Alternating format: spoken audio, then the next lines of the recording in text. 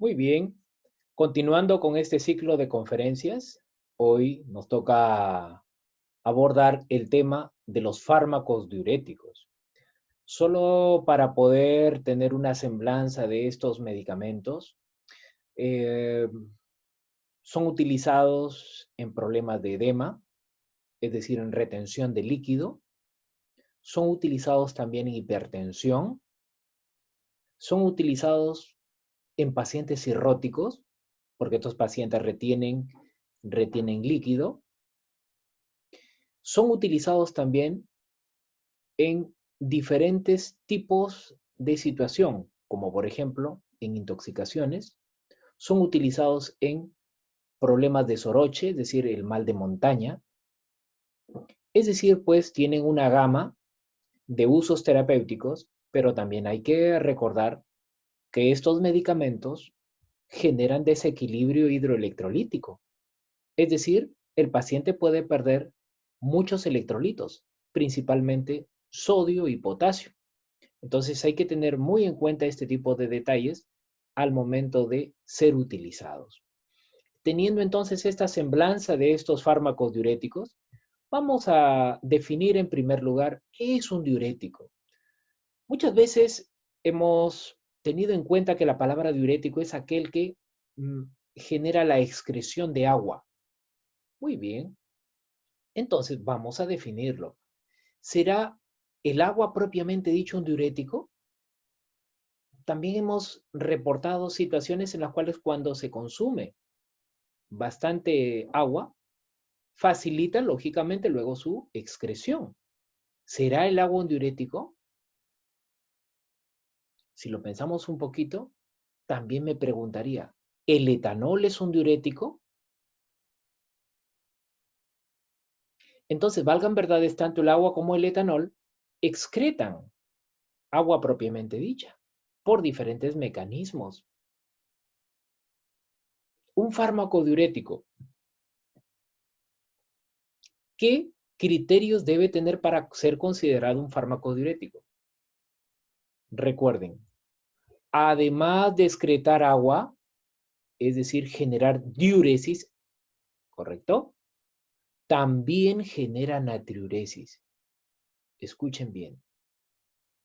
Más que la diuresis propiamente dicha, todo fármaco diurético empieza excretando sodio.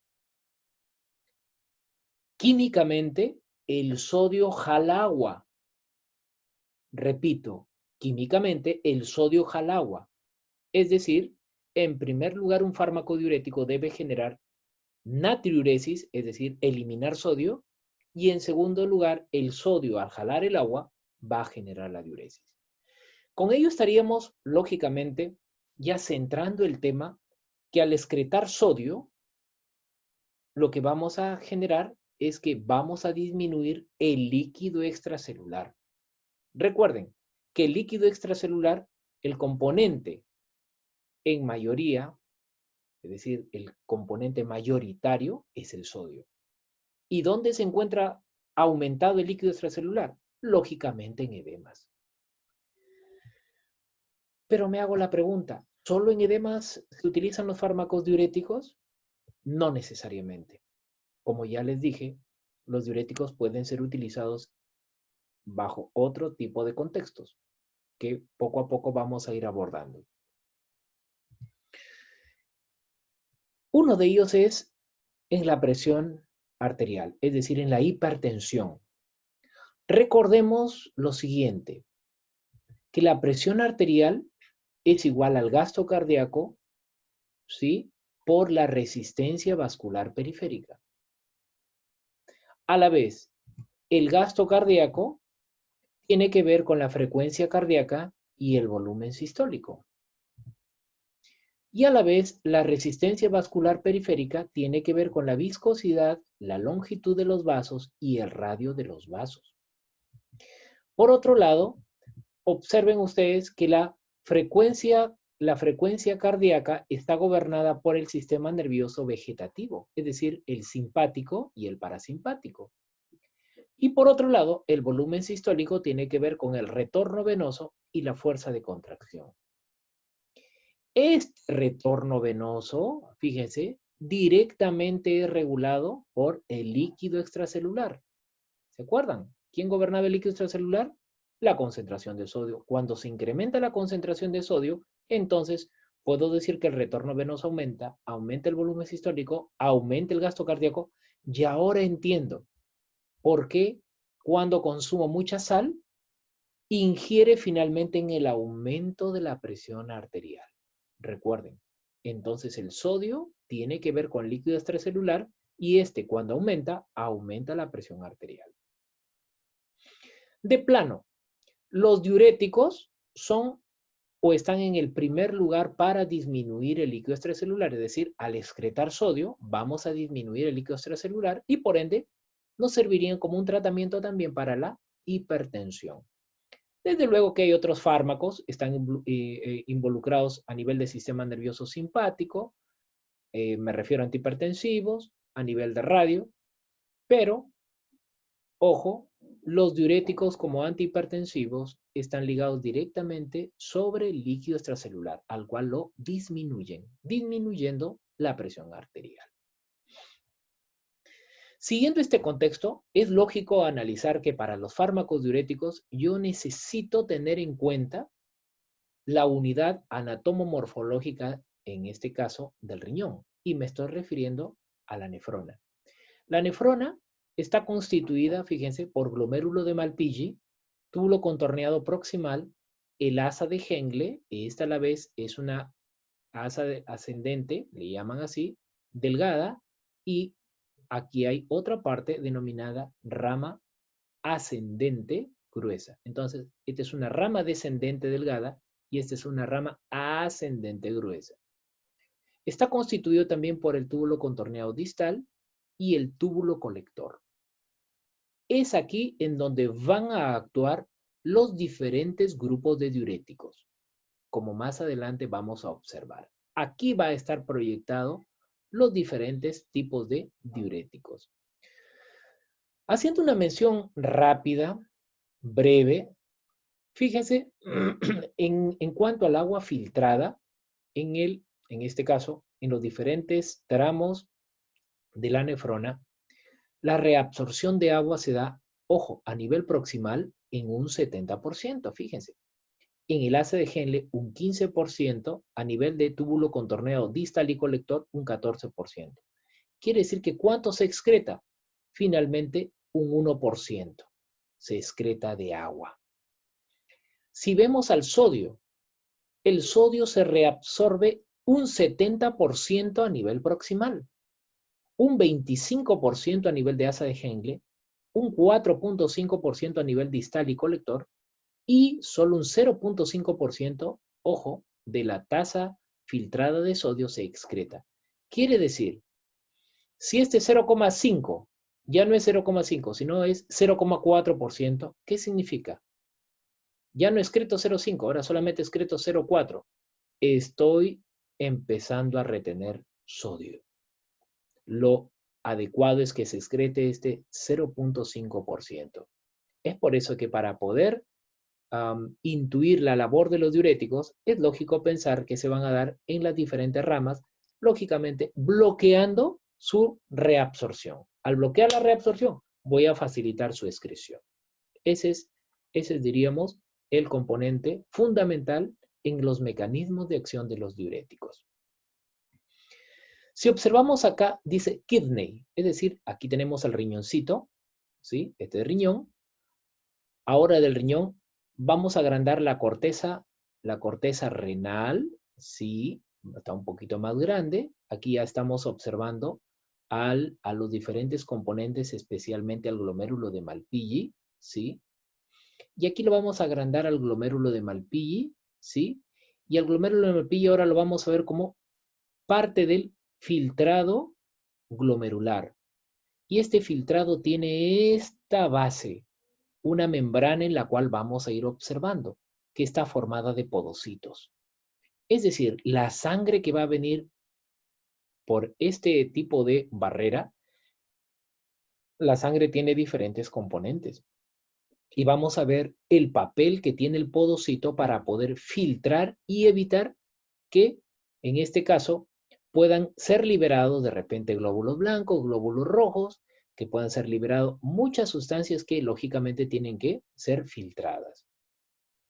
En este gráfico se puede observar el podocito, fíjense, es una suerte de una especie de malagua, diríamos, de piecito, ¿no? Por eso se le puso podocito, está formando el glomérulo de Malpighi.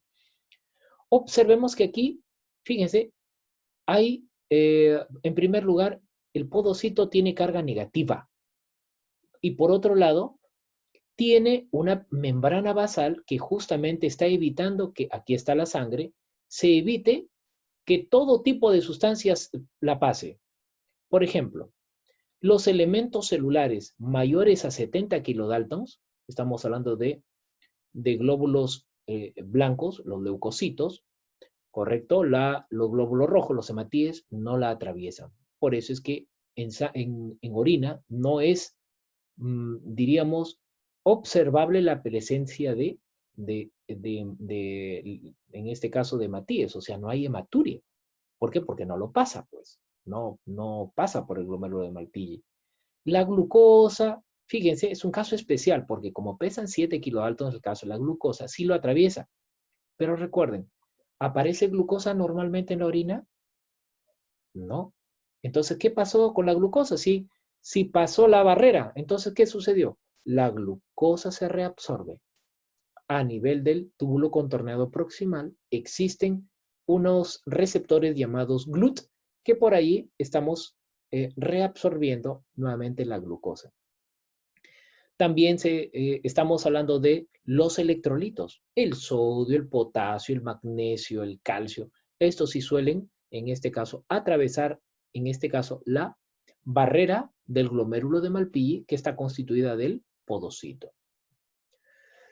Entonces, observamos aquí ya desde luego el lugar de acción de los diuréticos. Tenemos, número 1, a nivel de túbulo contorneado proximal, la presencia de la acetazolamida. Se le denomina inhibidores de anhidrasa carbónica, ¿correcto? Entonces, en el número 1 están presentes los inhibidores de anhidrasa carbónica por intermedio de este fármaco, la acetazolamida.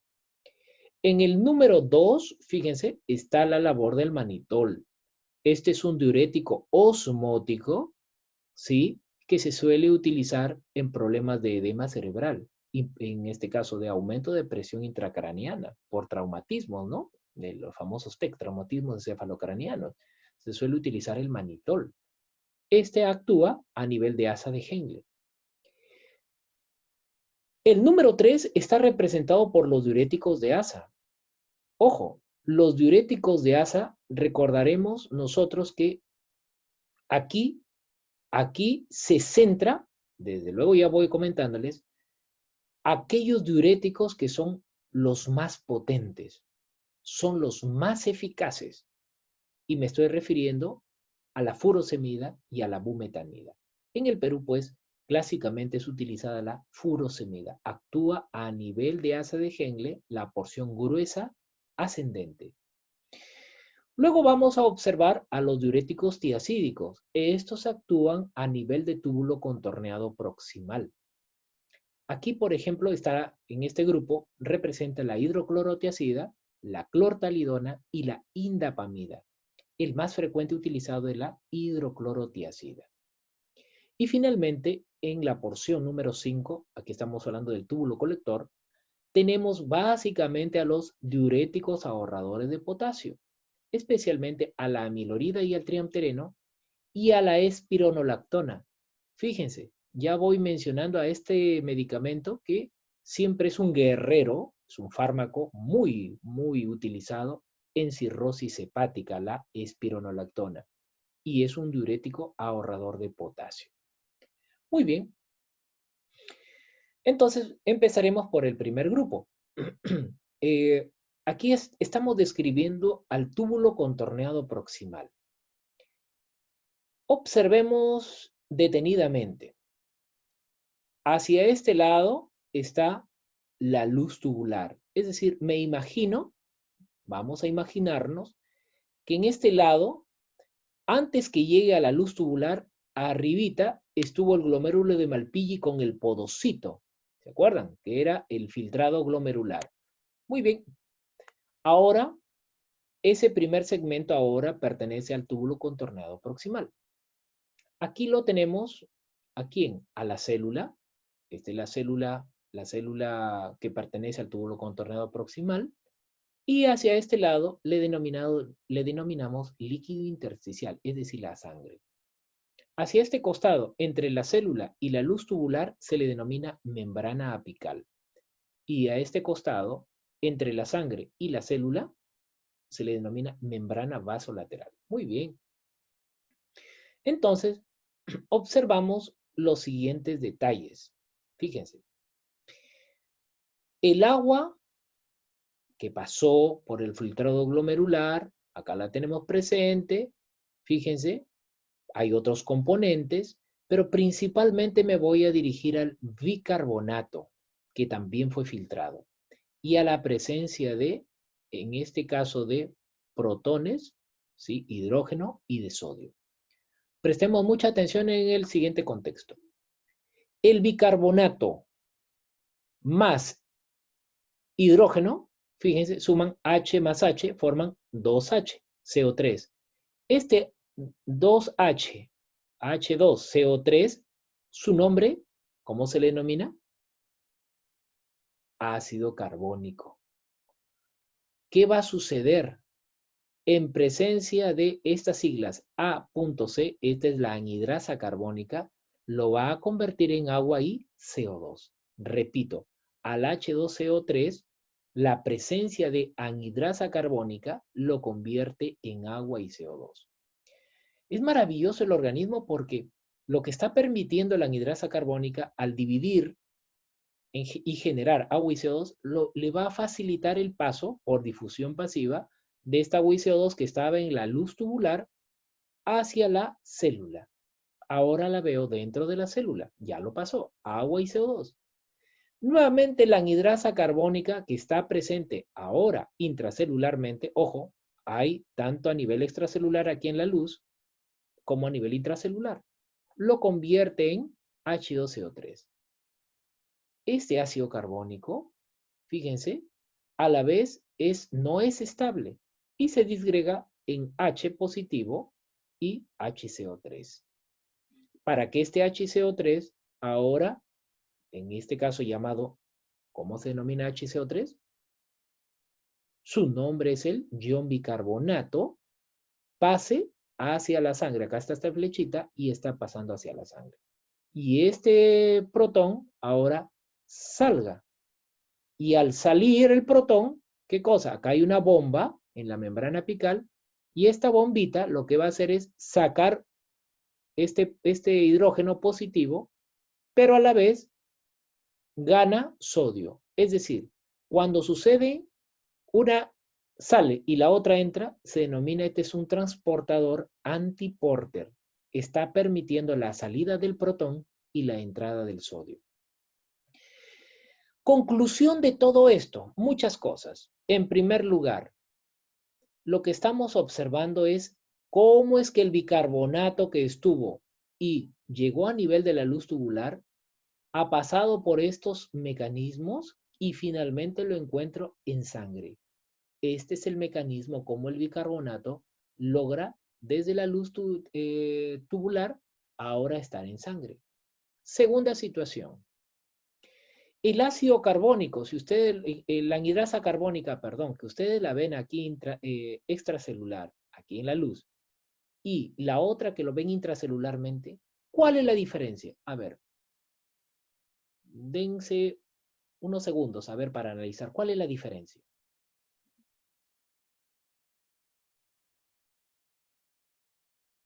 Muy bien, observen ustedes que aquí la presencia de anhidrasa carbónica en la luz tubular lo que está generando es la generación de agua y CO2. Está generando agua y CO2 a partir de ácido carbónico. Observen acá.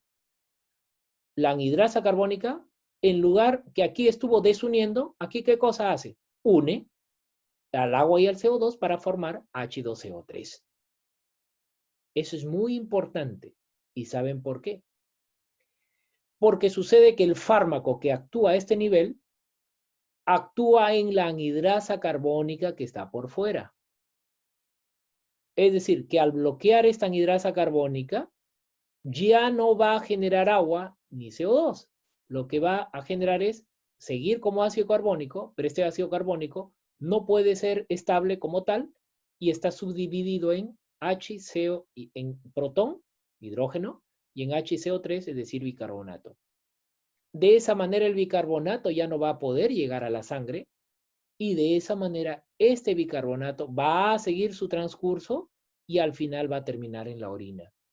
Por eso es que los inhibidores de anhidrasa carbónica, por ejemplo, acá sus siglas es los diuréticos inhibidores de anhidrasa carbónica, como la Z-solamida, que viene de 250 miligramos vía oral, lo que va a generar al inhibir, va a excretar, ¿qué cosa?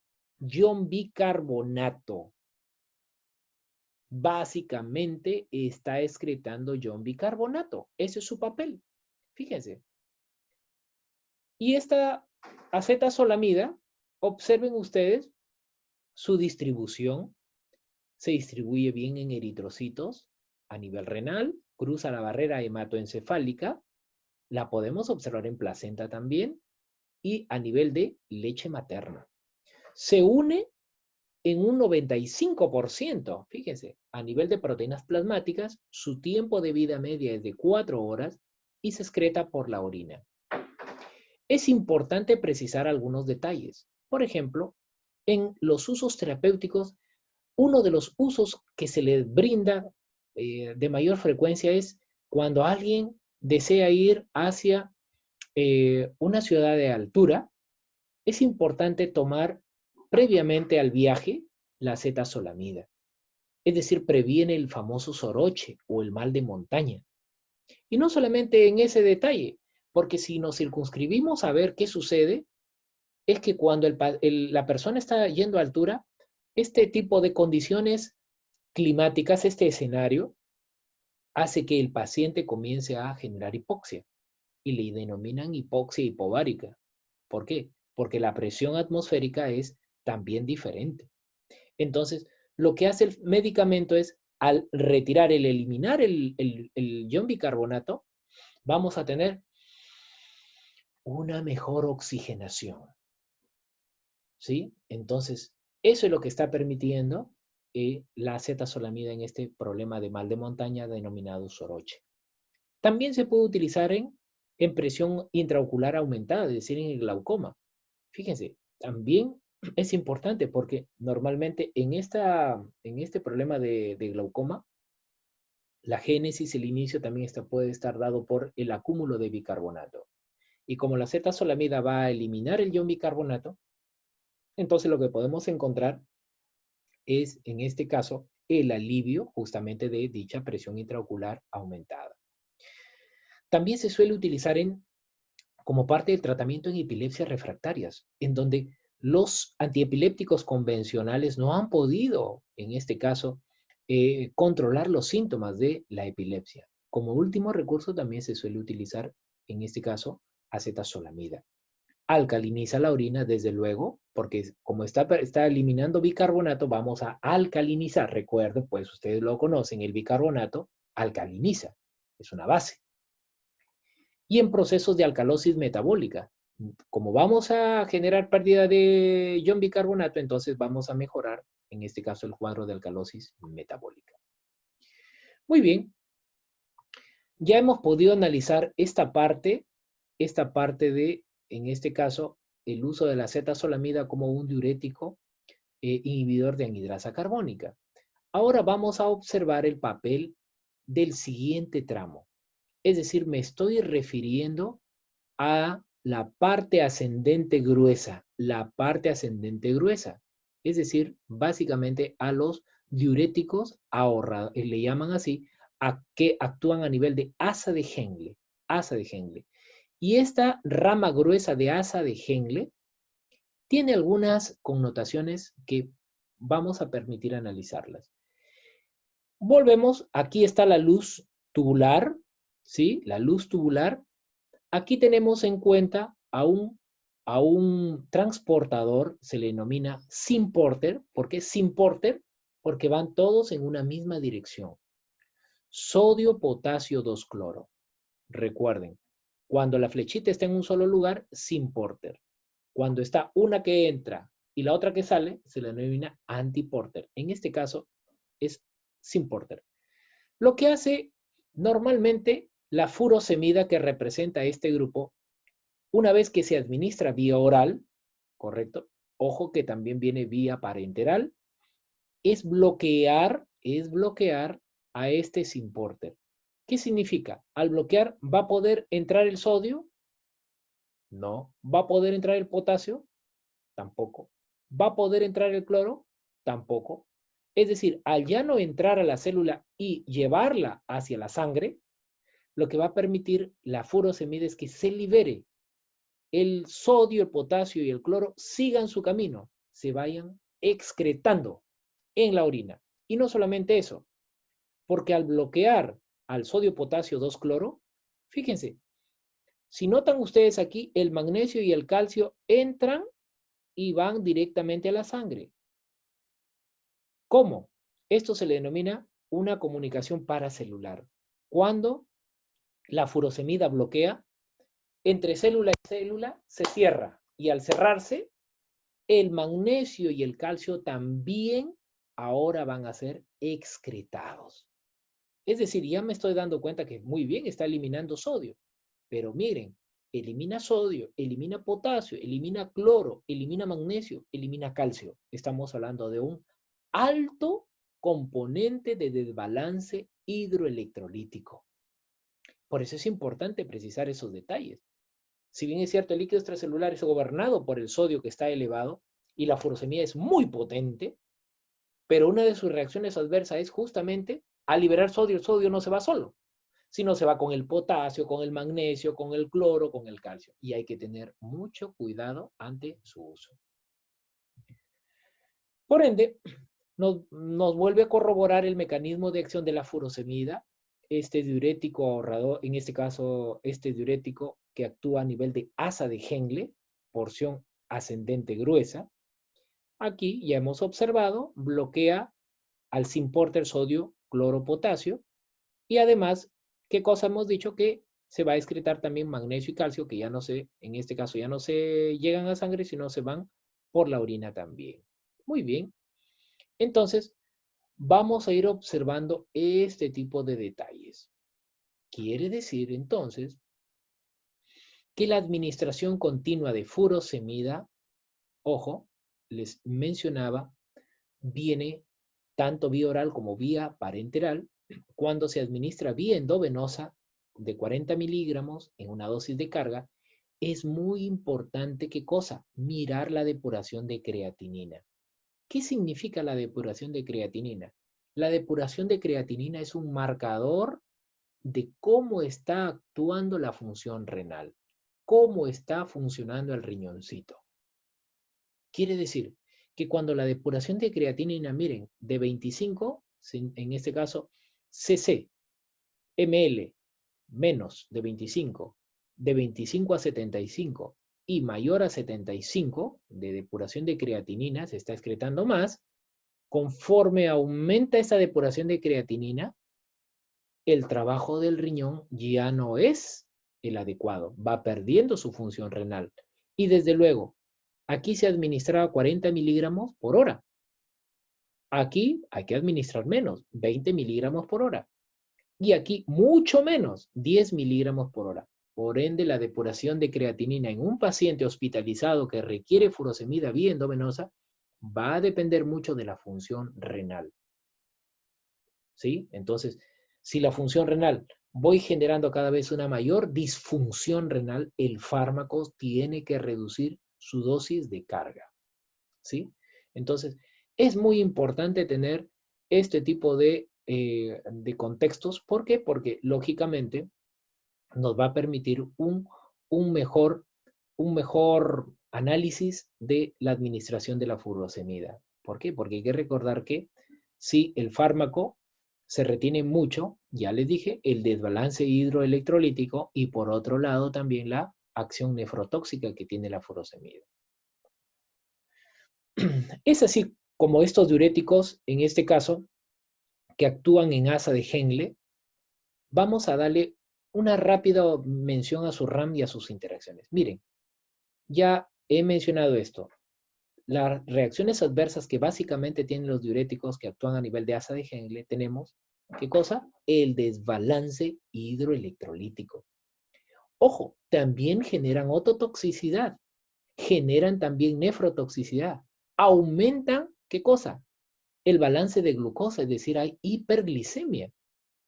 Y por otro lado, aumentan la cantidad de ácido úrico. Ojo, esto se ha podido observar en casi 40% de los pacientes que se les administra la furosemida. Es decir, la mejor denominación a ello se llama hiperuricemia, ¿sí? Entonces, tener mucho cuidado, sobre todo en pacientes con gota, ¿no? Esto puede ser un problema, ¿sí? Porque van a retener mucho más, en este caso, ácido úrico. Una de las interacciones clave que tiene la furosemida como un diurético de asa de Henle, también llamado de techo alto, están este grupo, los aminoglucósidos. Porque como recordaremos, los aminoglucósidos también son ototóxicos y son nefrotóxicos. Por eso es importantísimo, en este caso, observar cuándo se van a utilizar. ¿Para qué? Para evitar justamente aumentar la ototoxicidad y nefrotoxicidad. Es muy importante dar mención a lo siguiente. La furosemida químicamente pertenece o vamos a encontrar átomos que tienen que ver con las sulfas. Muchas veces cuando se inició con la síntesis de la furosemida, se empezó observando que tenía acción antibacteriana. Y alguien por allí observó que esa acción antibacteriana devenía en qué cosa, en que orinaba más rápido. Se mejoró el fármaco y se quedó como diurético. Pero aún así, es importante mirar eso, ¿saben por qué? Porque tiene mucha relación con las sulfas, con el Bactrim. Por eso es que un paciente que es hipersensible a las sulfas, también lo va a hacer para la furosemida. Por eso se dice acá, riesgo de hipersensibilidad cruzada con el cotrimoxazol, que se le denomina también sulfa o Bactrim. Los diuréticos, en este caso los tiacídicos, ya estamos mirando a los tiacídicos, vienen bajo esta denominación por nombre genérico, la hidroclorotiazida, la clortalidona y también la indapamida. Viene en tabletas, ¿correcto? Y vienen por diferentes productos comerciales. Hay que entender y observar que estos fármacos diuréticos tiacídicos tienen una acción fundamental, ojo, a nivel del túbulo contorneado distal, como lo vamos a ver a continuación. Aquí tenemos a los diuréticos tiacídicos actuando. Aquí estamos hablando del túbulo contorneado distal. Recuerden, glomérulo de Malpighi, túbulo contorneado proximal, asa de Henle, túbulo contorneado distal. Estamos ya en esta porción del túbulo contorneado distal. Miramos acá, aquí tenemos la luz tubular, ¿sí? Hacia este lado la sangre. En la luz tubular, ojo, y la membrana de la célula del túbulo contorneado distal, tenemos, ¿qué cosa? Cuando están movilizándose para un mismo lado, será un syn-porter o anti-porter. ¿Correcto? Es un syn-porter.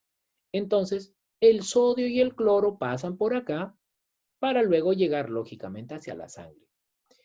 Pero lo que sucede, observen por favor, es que cuando un diurético tiacídico como la hidroclorotiazida, que es el representante más frecuente, llega a este nivel, va a bloquear.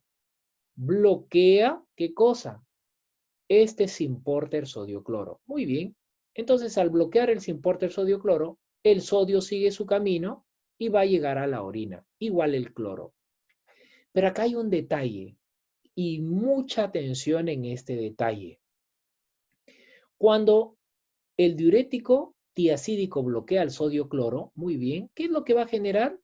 Que el sodio disminuya, lógicamente, porque ya no está ingresando a la célula, disminuye su concentración intracelular.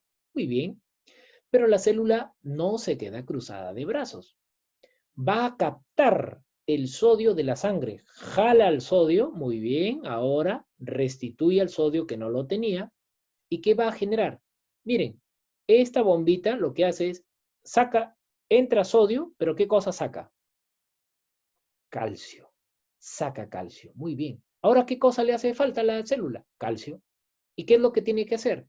Como ella necesita el calcio intracelularmente para muchas funciones bioquímicas, ahora lo va a jalar de la luz.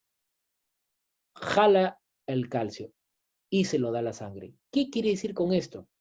Que en el caso de los diuréticos tiacídicos, ojo, el calcio no se pierde, retienen el calcio. A diferencia del grupo anterior, los diuréticos de asa de Henle que sacaban calcio, sacaban todo, sodio, calcio, magnesio, cloro, etcétera, potasio. Aquí lo que está haciendo los diuréticos tiacídicos es, ¿qué cosa? Retener calcio. Es por eso que muchas pacientes menopáusicas, ustedes sabrán, que van perdiendo, en este caso, hace un cuadro de edema y se les administra a los diuréticos tiacídicos, el diurético tiacídico muy bien va a eliminar sodio, pero al ahorrar potasio estamos matando, como se dice, estamos matando dos pájaros con un solo tiro. ¿Por qué? Porque como la paciente menopáusica tiene mayor tendencia a generar osteoporosis, al retener calcio, voy a ayudarle a, ¿qué cosa? A devolverle el nivel de calcio deseado. Y además, lógicamente, por el cuadro de edema, podemos, en este caso, eh, liberar el sodio. Muy bien. En el siguiente tramo, vamos a ver a los diuréticos ahorradores de potasio. Diuréticos ahorradores de potasio. Y nos vamos a ir al túbulo contorneo, en este caso al último paraje, el túbulo colector. Repito, glomérulo de Malpighi, túbulo contorneo proximal a asa de Henle, túbulo contorneo distal y finalmente el túbulo colector. En este túbulo colector, en el último contexto, actúan los diuréticos ahorradores de potasio. En este grupo hay dos subgrupos.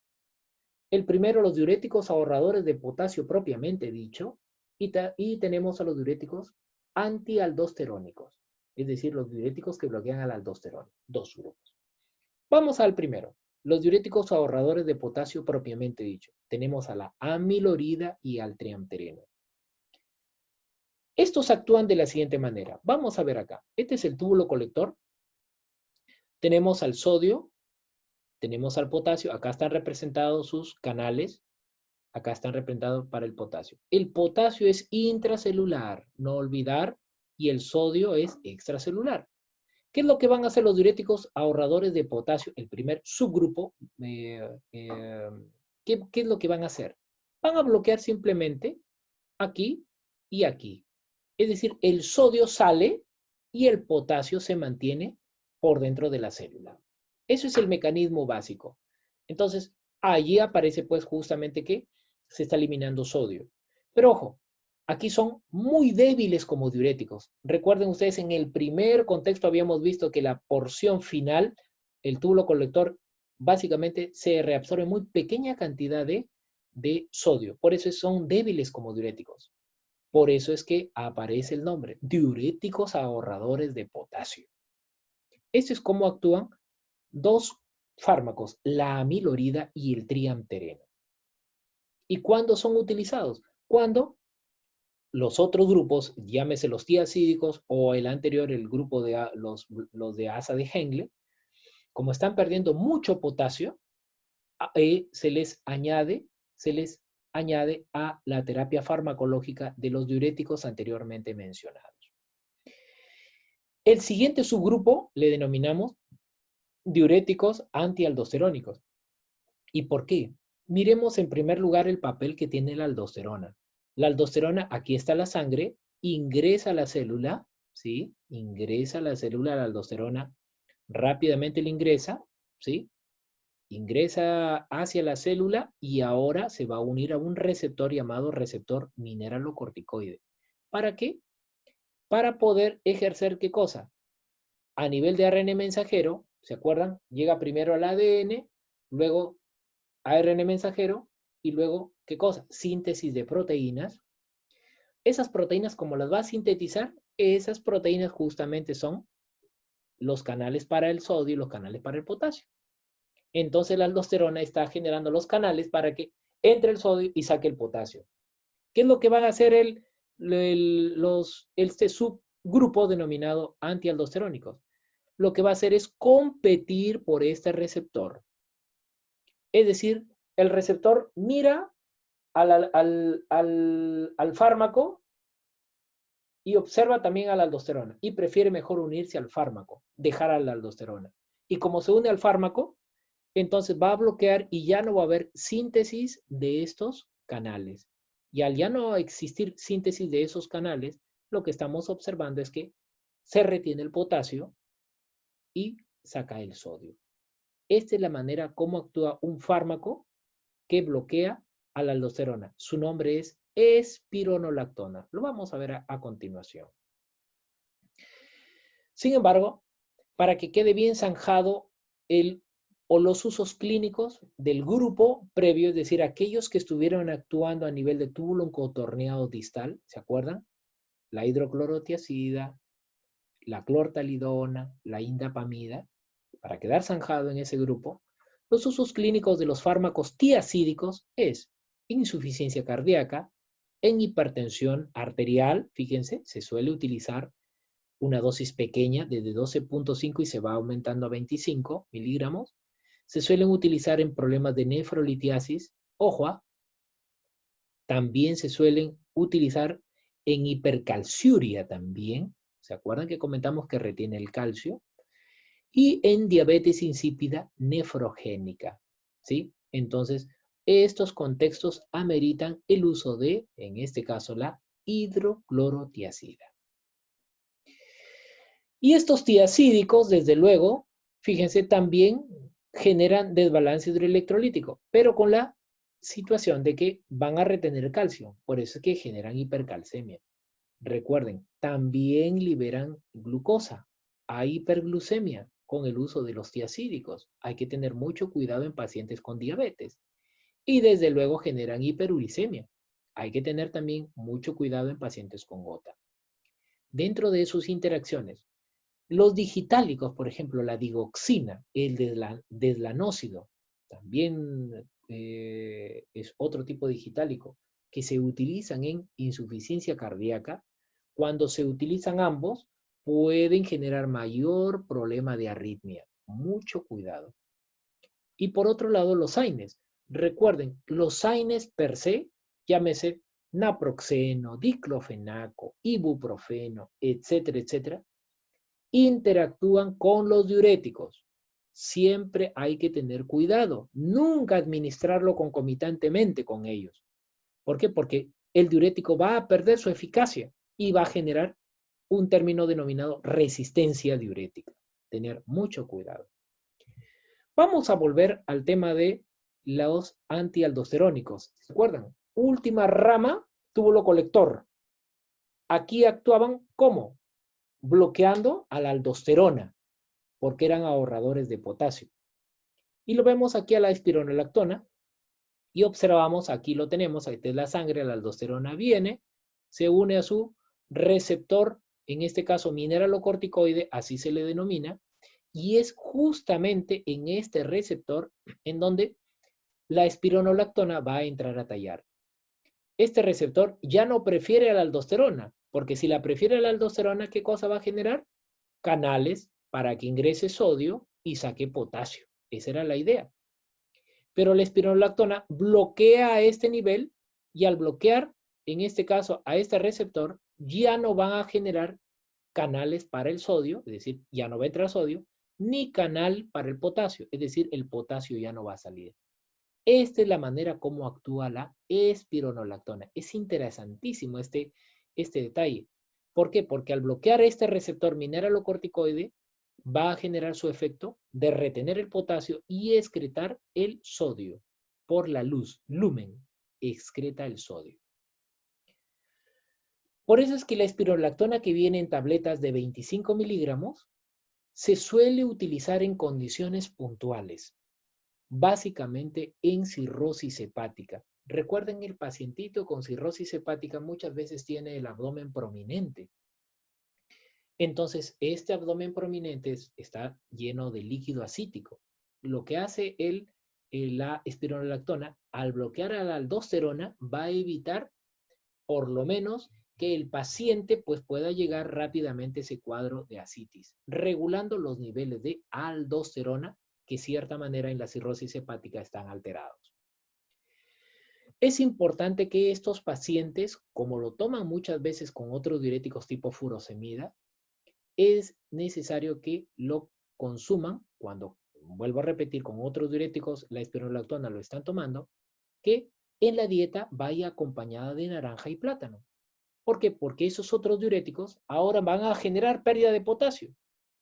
Entonces, en la dieta, la naranja y el plátano van a reponer el potasio. Dentro de las reacciones adversas vistas por muchos pacientes con cirrosis hepática, se quejan de ¿qué cosa? De ginecomastia. Es una suerte de mamas crecidas en el varón, entre comillas, ¿sí?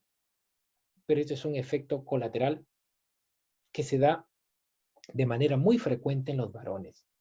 Y en el caso de las damas, el hirsutismo. Comenzar a salir, en este caso, folículos pilosos, en este caso, vellos. Hay que tener también, tener siempre ese tipo de detalles. Lamentablemente son reacciones adversas porque se producen al momento de bloquear a la aldosterona. Y lógicamente requieren pues siempre todo paciente recibir la orientación necesaria.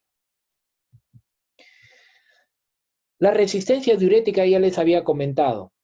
El uso concomitante con AINES, desde luego. Evitar el uso concomitante, una administración en el mismo momento. Lo ideal es distanciar entre la toma del diurético y, si el prescriptor ha recomendado un AINE, también distanciarlo. Porque si se consumen a la misma vez, el diurético pierde su eficacia, pierde su beneficio. Por otro lado, la resistencia diurética que se observa en este caso cuando los pacientes vienen utilizando por mucho tiempo los diuréticos, lamentablemente el diurético va perdiendo su efecto por el uso constante que tiene el diurético. Por eso es que la mejor recomendación para ese detalle es ir aumentando progresivamente la concentración del diurético. ¿Correcto? Y por otro lado, también se ha visto que cuando el paciente está tomando su diurético y en su dieta es alta en contenido de sodio, es decir, una dieta hipersódica, también lo que va a hacer es perder la eficacia del diurético, es decir, generar una resistencia diurética. Por eso es que un paciente que está tomando un diurético, lo adecuado es baja ingesta de sal en la dieta. Este es un pacientito, ¿sí? Está hospitalizado, ¿sí? Algunas condiciones, septicemia no específica, y viene, fíjense, tomando estos medicamentos. Furosemida, 40 miligramos, captopril, 25 miligramos en tabletas, nifedipino, 10 miligramos en tableta, el isosorbide, 5 miligramos tableta, isosorbide se le cambia por 10 miligramos tableta, esta antibiótico, cefalexina, 500 miligramos, y la espironolactona, 100 miligramos también.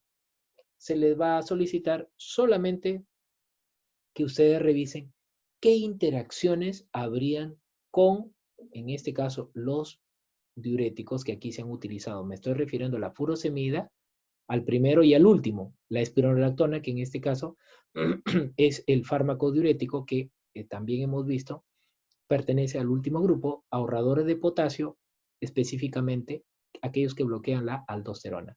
¿Qué interacciones hay? Entonces, no me lo van a presentar ningún informe, solamente deseo que ustedes revisen ello y probablemente por ahí salgan algunas preguntitas para el examen. Muchísimas gracias.